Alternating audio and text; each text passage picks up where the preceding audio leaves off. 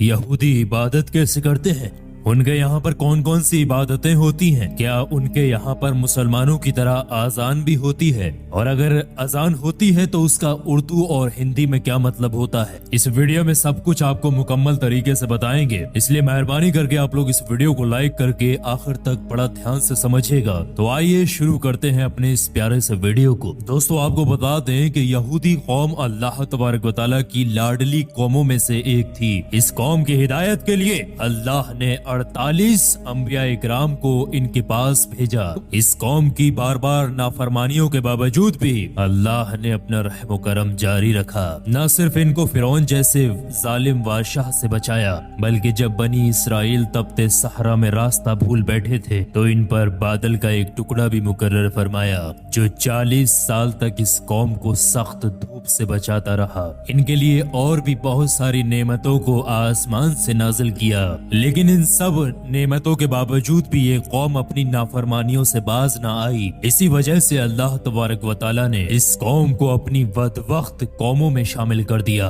दोस्तों, जिस तरीके से हर धर्म के अंदर इबादतें होती हैं, बिल्कुल इसी प्रकार से यहूदी मजहब में भी इबादत होती है। इनके मजहब में रोज की 3 इबादतें मौजूद हैं, जिसमें सुबह और दोपहर की फर्ज हैं और शाम की वाजिब। यहूदी मजहब में दिन की शुरुआत में सबसे पहली इबादत यानी फज्र की इबादत होती है। ये दिन की सबसे लंबी और सबसे अहम इबादत है। इस इबादत के 6 हिस्से होते हैं। पहले हिस्से में उलमा इकराम की तफसीलें पढ़ी जाती हैं, दूसरे हिस्से में तौरात और ज़ुबूर पढ़ी जाती है, जबकि तीसरे हिस्से में समा पढ़ी जाती है, जो इस इबादत का सबसे अहम हिस्सा है, क्योंकि इसमें पूरी कौम बनी इसराइल को पुकारती है कि वो तौहीद की गवाही दें। इसके बाद आमिदा पढ़ा जाता है, फिर उसके बाद दज्जाल के आने की दुआ की जाती है। आखिर में बनी इसराइल के फराइज दोहराए जाते हैं और तौहीद की गवाही को भी दोहराया जाता है। यहूदियों की दूसरी इबादतों में 2 रोजे भी फर्ज हैं। इनमें एक रोजा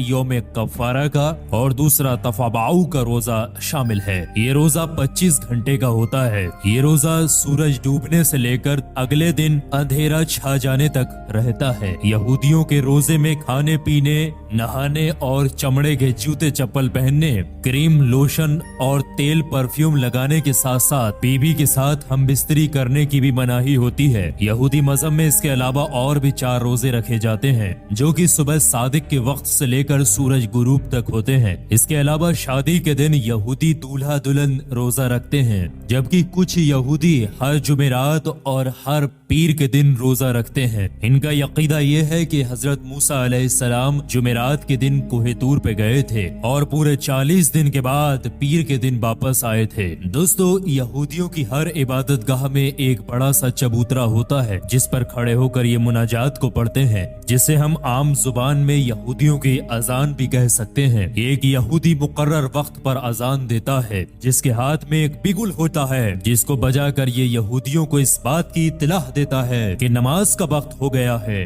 दोस्तों, यहूदियों की अजान को सीमा कहा जाता है। ये लोग जो अजान पढ़ रहे होते हैं, इसका मतलब क्या होता है, इसका तर्जुमा क्या होता है, आप लोग बहुत ध्यान से सुने। दाएं हाथ को अपने हाथों पर रखो और पुकारो, ओ इस्राएल, अल्लाह हमारा खुदा है और वो एक है। हमारी दुआ ये है कि खुदा की हुकूमत अज़ल से अबद तक कायम रहे। तुम अपने खुदा को पूरे दिल, रूह और ताकत से मोहब्बत करो और ये बात तुम अपने बच्चों को भी सिखाओ। जब कभी तुम उनके साथ घर में बैठो या फिर सफर पर निकलो तो उनको याद दिलाते रहो कि खुदा से मोहब्बत करो और अपने घरों के दरवाजों पर लिख दो, अपने बच्चों के हाथों पर लिख दो, ताकि उनको ये बात हमेशा याद रहे कि तुम मुझसे मोहब्बत करोगे, मेरी इबादत करोगे तो मैं आसमान से बारिश बरसाऊंगा, जिससे तुम्हारी जमीनें हरी भरी हो जाएंगी और उनमें अनाज उगेगा और जानवर घासें चरेंगे,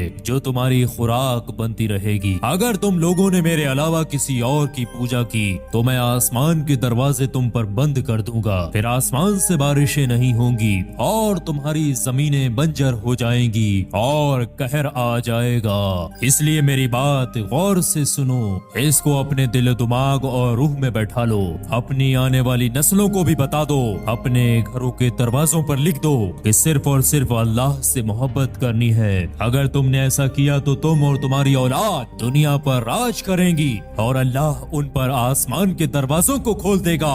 अल्लाह ने मूसा अलैहिस्सलाम से कहा कि बनी इसराइल से कहो कि अपने कपड़ों पर किनारियां बनाएं और उसके साथ पीले रंग का धागा लगा लें। उन किनारियों पर अल्लाह के एहकाम लिखवा कर रखें ताकि ये उनको हर वक्त देखते रहें और गुमराह ना होना।